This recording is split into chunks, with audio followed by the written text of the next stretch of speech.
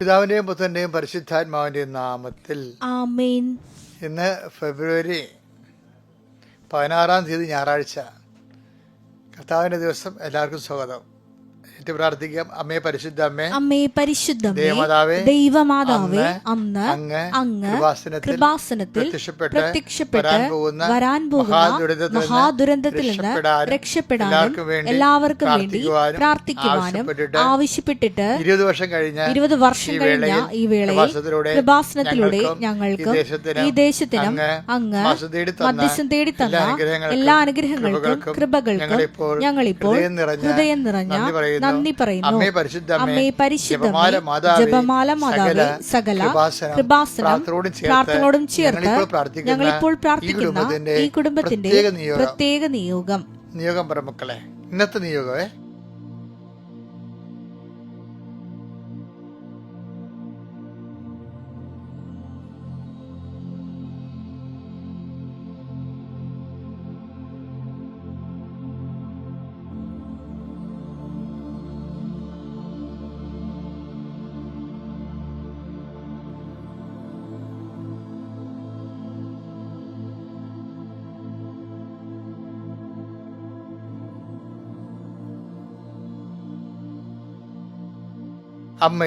അമ്മയുടെ പ്രത്യക്ഷീകരണത്തിന്റെ ഈ ദ്വാദശക വേളയിൽ ഞങ്ങൾക്ക് സാധിച്ചു തരുവാൻ കനിയണമേ.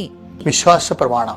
സർവശക്തനായ പിതാവും ആകാശത്തിന്റെയും ഭൂമിയുടെയും സൃഷ്ടാവുമായ ദൈവത്തിൽ ഞാൻ വിശ്വസിക്കുന്നു. അവിടുത്തെ ഏകപുത്രനും ഞങ്ങളുടെ കർത്താവുമായ ഈശോമിശിഹായിലും ഞാൻ വിശ്വസിക്കുന്നു. ഈ പുത്രൻ പരിശുദ്ധാത്മാവിനാൽ ഗർഭസ്ഥനായി കന്യകാമറിയത്തിൽ നിന്ന് പിറന്ന് പൊന്തിയോസ് പീലാത്തോസിന്റെ കാലത്ത് പീഡകൾ സഹിച്ച് കുരിശിൽ തറയ്ക്കപ്പെട്ട് മരിച്ച് അടക്കപ്പെട്ട് പാതാളങ്ങളിൽ ഇറങ്ങി മരിച്ചവരുടെ ഇടയിൽ നിന്ന് 3-ാം നാൾ ഉയർത്ത് സ്വർഗത്തിലേക്ക് എഴുന്നള്ളി സർവശക്തിയുള്ള പിതാവായ ദൈവത്തിന്റെ വലതുഭാഗത്തിരിക്കുന്നു. അവിടെ നിന്ന് ജീവിക്കുന്നവരെയും മരിച്ചവരെയും വിധിക്കുവാൻ വരുമെന്നും ഞാൻ വിശ്വസിക്കുന്നു. പരിശുദ്ധാത്മാവിലും ഞാൻ വിശ്വസിക്കുന്നു. വിശുദ്ധ കത്തോലിക്കാ സഭയിലും പുണ്യവാന്മാരുടെ ഐക്യത്തിലും പാപങ്ങളുടെ മോചനത്തിലും ശരീരത്തിന്റെ ഉയർപ്പിലും നിത്യമായ ജീവിതത്തിലും ഞാൻ വിശ്വസിക്കുന്നു. ആമേൻ. സുഖസ്ഥനായ ഞങ്ങളുടെ പിതാവേ, അങ്ങയുടെ നാമം പൂജിതമാകണമേ. അങ്ങയുടെ രാജ്യം വരണമേ. അങ്ങയുടെ തിരുമനസ് സ്വർഗത്തിലെ പോലെ ഭൂമിയിലും ആകണമേ. അന്നു വേണ്ടുന്ന ആഹാരം ഇന്ന് ഞങ്ങൾക്ക് തരണമേ. ഞങ്ങളോട് തെറ്റ് ചെയ്യുന്നവരോട് ഞങ്ങൾ ക്ഷമിക്കുന്നത് പോലെ ഞങ്ങളുടെ തെറ്റുകൾ ഞങ്ങളോടും ക്ഷമിക്കണമേ. ഞങ്ങളെ പ്രലോഭനത്തിൽ ഉൾപ്പെടുത്തരുതേ, തിന്മയിൽ ഞങ്ങൾ രക്ഷിക്കണമേ. ആമേൻ. നന്മ നിറഞ്ഞ മറിയമേ, സ്വസ്തി. കർത്താവ് അങ്ങയുടെ കൂടെ സ്ത്രീകളിൽ അങ്ങ് അനുഗ്രഹിക്കപ്പെട്ടവളാകുന്നു. അങ്ങയുടെ ഉദരത്തിൻ ഫലമായി ഈശോ അനുഗ്രഹിക്കപ്പെട്ടവനാകുന്നു.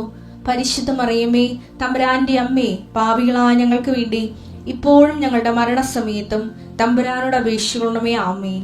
എന്റെ പ്രിയപ്പെട്ടവരെ, നമ്മൾ അനുദിന അനുഗ്രഹ പ്രാർത്ഥനയ്ക്ക് പ്രവേശിക്കുന്നു. കർത്താവെ, മഹത്തായ ഒരു ദിവസത്തിനായി നന്ദി പറയുന്ന ഈശോയെ, ഫെബ്രുവരി 16 ഇന്ന് കർത്താവിൻ്റെ ദിവസം ഞായറാഴ്ച, അങ്ങയുടെ മക്കള് കർത്താവിൻ്റെ ആലയത്തിലേക്ക് പോകാൻ വേണ്ടി ഒരുങ്ങുന്നവരുണ്ട്. രണ്ടാമത്തെ കുർബാനയ്ക്ക് പോകാൻ പോകുന്നവരുണ്ട്.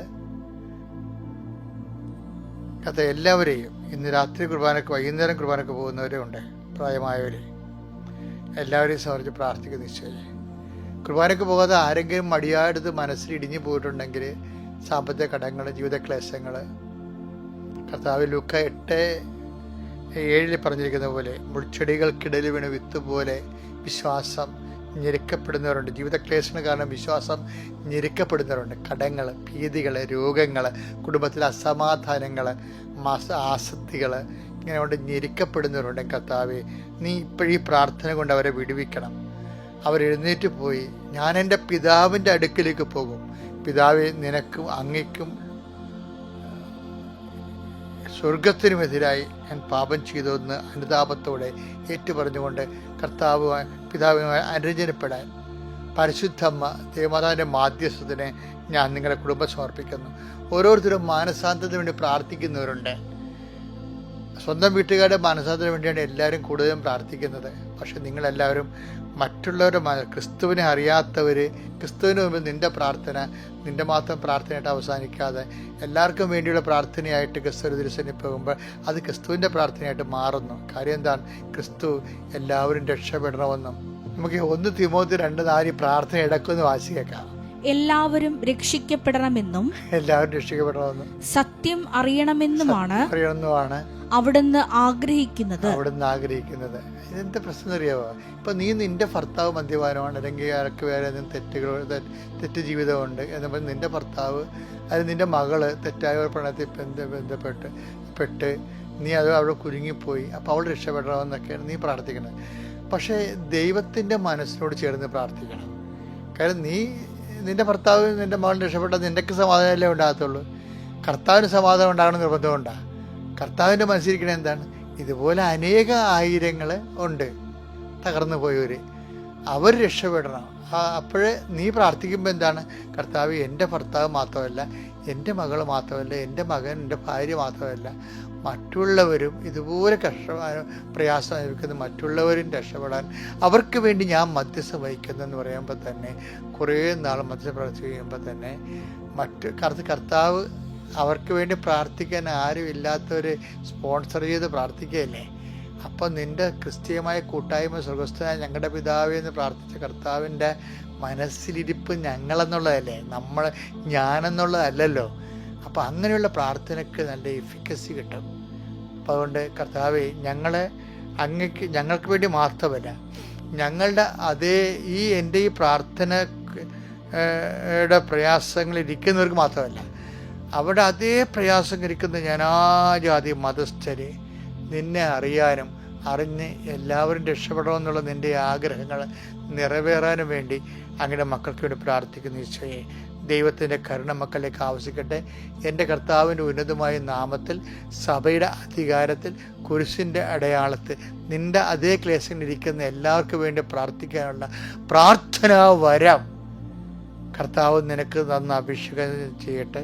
അതുവഴി നീ ഉയരുകയും വളരുകയും കർത്താവിൽ മഹിമയോടെ നിലനിൽക്കുകയും ചെയ്യുന്നിടത്തോളം കാലം ഈ കൃപ നിന്നെ പിന്തുടരട്ടെ. Lord, infuse your spirit of power and grace. Thank you. എൻ്റെ പ്രിയപ്പെട്ടവരെ, നമ്മൾ എടുക്കുന്ന വചനം എന്ന് പറയുന്നത് ഹെബ്രായ ലേഖനം 10:23 വായിച്ചു തുടങ്ങാം. നമ്മോട് വാഗ്ദാനം ചെയ്തിരിക്കുന്നവൻ വിശ്വസ്തനാകയാൽ നമ്മുടെ പ്രത്യാശ ഏറ്റുപറയുന്നതിൽ, നമ്മുടെ പ്രത്യാശ അഥവാ പ്രാർത്ഥന, അല്ലെ അപേക്ഷ, പ്രത്യാശയുടെ യാചനാരൂപമാണല്ലോ പ്രാർത്ഥന ഏറ്റുപറയുന്നതിൽ, പ്രാർത്ഥിക്കുന്നതിൽ നാം സ്ഥിരതയുള്ളവരായിരിക്കണം. അല്ലേ, ഇനി നമുക്ക് മാറ്റിപ്പിടിക്കാന്ന് പറയത്തില്ലേ? ആൾക്കാരുടെ ഏറ്റവും വലിയ പ്രശ്നമാണ് മാറ്റി പിടിക്കും. ഒരു വിഷയത്തിൽ തന്നെ ചില ആൾക്കാർ ഉടമ്പടി എടുത്തിട്ട് ആ വിഷയം തന്നെ പോയി ആൾക്കാർ അന്തോരിസ്വനാലിൻ്റെ പെട്ടിൽ എഴുതിയിടും. അപ്പോൾ ഉടമ്പടിയിൽ അവർക്ക് വിശ്വാസം അത്ര കണ്ട അറിവ് കിട്ടാത്തത് കൊണ്ടാണ് അവരിങ്ങനെ മാറ്റി പിടിക്കണത്. ഉടമ്പടി എന്തിനാണ് അടിസ്ഥാനപ്പെടുത്തിയിരിക്കുന്നത്? വാഗ്ദാനങ്ങളിലാണ്. വാഗ്ദാനത്തിൻ്റെ അടിസ്ഥാനം എന്താണ്? വാഗ്ദാനം ദൈവം നൽകിയത് എല്ലാ മനുഷ്യർക്കുമാണ്. അതാണ് എല്ലാ മനുഷ്യർക്കുമാണ് വാഗ്ദാനം നൽകിയിരിക്കുന്നത്. എല്ലാ മനുഷ്യർക്കും നൽകിയ വാഗ്ദാനം എന്താണ്? അതാണ് ലുക്ക 2:29-30 എടുത്തേ. കർത്താവേ, അവിടുത്തെ വാഗ്ദാനം അനുസരിച്ച് ഇപ്പോൾ ഈ ദാസനെ സമാധാനത്തിൽ വിട്ടയക്കണമേ. എന്തെന്നാൽ സകല ജനതകൾക്കും വേണ്ടി. അപ്പൊ വാഗ്ദാനം എന്താണ്? വാഗ്ദാനം ആർക്കാണ്? യഹൂദന്മാർക്ക് വേണ്ടി മാത്രമല്ല. വീട്ടില്ലേ, എല്ലാ മനുഷ്യർക്കും. എന്നെ കേൾക്കുന്നവർ ക്രിസ്ത്യൻസ് മാത്രമാണോ? അല്ലല്ലോ. അപ്പൊ വാഗ്ദാനം എന്ന് പറയണത് ഫോർ എവരിബഡിയാണ്, സകല ജനങ്ങൾക്കും വേണ്ടി. അങ്ങ് ഒരുക്കിയിരിക്കുന്ന രക്ഷ എന്റെ കണ്ണുകൾ കണ്ടു കഴിഞ്ഞു. ഈ സകല ജനങ്ങൾക്ക് വേണ്ടി ഒരുക്കിയിരിക്കുന്ന രക്ഷ എന്താണ്? വാഗ്ദാനമാണ്. എന്ന് വെച്ച് കഴിഞ്ഞാൽ ക്രിസ്തുവാണത്. അതാണ് നമ്മുടെ ഈ 2 കൊരിന്ത്യർ 1:20 എടുത്തേ. ദൈവത്തിന്റെ സകല വാഗ്ദാനങ്ങളും ദൈവത്തിന്റെ സകല വാഗ്ദാനങ്ങളും ക്രിസ്തുവിൽ അതേ എന്ന് തന്നെയാണ്. അതുകൊണ്ട് തന്നെയാണ് ദൈവമഹത്വത്തിന് അവൻ വഴി ഞങ്ങൾ ആമേൻ പറയുന്നത്. ഈ ദൈവമഹത്വത്തിന് അവൻ വഴി ആമേൻ പറഞ്ഞ ആദ്യത്തെ ആളാരാണെന്ന് അറിയാമോ? അമ്മയാണ്. ഇതാ കർത്താവിന്റെ ദാസി എന്ന് പറയുന്നതിന്റെ ഷോർട്ട് ഫോം ആണ്, സിംഗിൾ വേർഡാണ് ആമേൻ. ഇതാ കർത്താവിന് ദൈവമഹത്വത്തിന് ആദ്യം ആമേൻ പറഞ്ഞ ആളാ. എന്നിട്ട് ഇപ്പൊ എന്താ പറയണമെന്ന് നോക്കിയാ? ഒന്നൊരു വായിച്ചേ. ദൈവത്തിന്റെ സകല വാഗ്ദാനങ്ങളും ക്രിസ്തുവിൽ അതേ എന്ന് തന്നെയാണ്. അപ്പോഴേ ഈ സകല മനുഷ്യർക്ക് വേണ്ടിയാണ് ദൈവം വാഗ്ദാനം കൊടുത്തിരിക്കുന്നത്. സകല വാഗ്ദാനങ്ങളും ക്രിസ്തുവിൽ അതേ തന്നെയാണെന്ന് പറയുമ്പോൾ സകല മനുഷ്യർക്ക് വേണ്ടി കൊടുത്തിരിക്കുന്ന സകലവും നിറവേറാനുള്ള ഏക വാഗ്ദാനം എന്താണ്? ക്രിസ്തുവാണ്. മനസ്സിലായില്ലേ? അപ്പോൾ നമ്മൾ ഓരോരോ വിഷയങ്ങൾ ഇങ്ങനെ ആനുകൂല്യങ്ങൾ, ഔദാര്യങ്ങൾ എന്നൊക്കെ പറഞ്ഞ് കർത്താവിനെ എൻ്റെ പുറകെ നടക്കുമ്പോൾ ആദ്യം പ്രാർത്ഥിക്കേണ്ടത് എന്താണ്? കർത്താവേ, എന്നിൽ നിറയണമേ. കർത്താവ് എന്നിൽ നിന്ന് വസിച്ചു കഴിഞ്ഞാൽ സകല വാഗ്ദാനവും ഞാൻ നിറവേറുന്ന തുല്യമാണ്. 8855 വാഗ്ദാനമുണ്ട് ബൈബിളിൽ മാത്രം. അപ്പം അതെല്ലാം ഒറ്റ വാർഡിലാണ് നിലനിൽക്കുന്നത്. അതുകൊണ്ട് ക്രിസ്തുവിനെ നേടാൻ വേണ്ടി ഞാൻ സകലതും ഉച്ചിഷ്ടം പോലെ കരുതണം എന്ന് പറഞ്ഞതിൻ്റെ കാര്യം അതാണ്. എന്തെങ്കിലും വേദനയോ തള്ളിപ്പറച്ചിലോ അതുപോലെ തന്നെ ഒറ്റുകൊടുക്കലോ തള്ളിപ്പറച്ചിലോ ഒക്കെ വന്നാലും പിതാവേ അവരോട് ക്ഷമിക്കണമെന്ന് പറഞ്ഞുകൊണ്ട് പിതാവിനെ നേടാൻ വേണ്ടി ക്രിസ്തു രക്തസാക്ഷിയായതുപോലെയാണ് ക്രിസ്തുവിനെ നേടാൻ വേണ്ടി നമ്മൾ സകലത്തിലൂടെ കടന്നു പോകുന്നത്. അത് നമുക്ക് നഷ്ടമൊന്നുമില്ല ശരിക്കും പറഞ്ഞാൽ. പിന്നെ ഇത്തിരി പരിചരണം ആവശ്യമാണ്, ഇത്തിരി ട്രെയിനിങ് ആവശ്യമാണെന്ന് മാത്രമേ ഉള്ളൂ. വിശ്വാസത്തിൻ്റെ മൗലിക രൂപം മൗനമാണേ.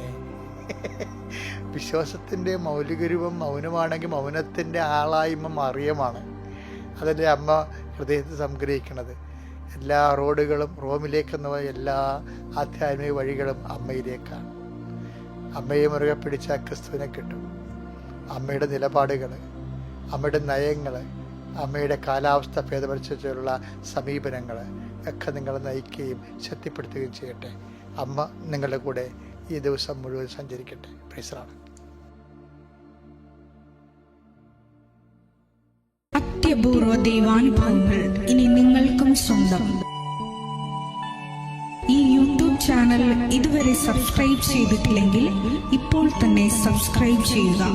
ഈ വീഡിയോ ഇപ്പോൾ തന്നെ നിങ്ങളുടെ സുഹൃത്തുക്കൾക്ക് ഷെയർ ചെയ്തുകൊണ്ട് കർത്താവിന്റെ പ്രേക്ഷിതരാകുക.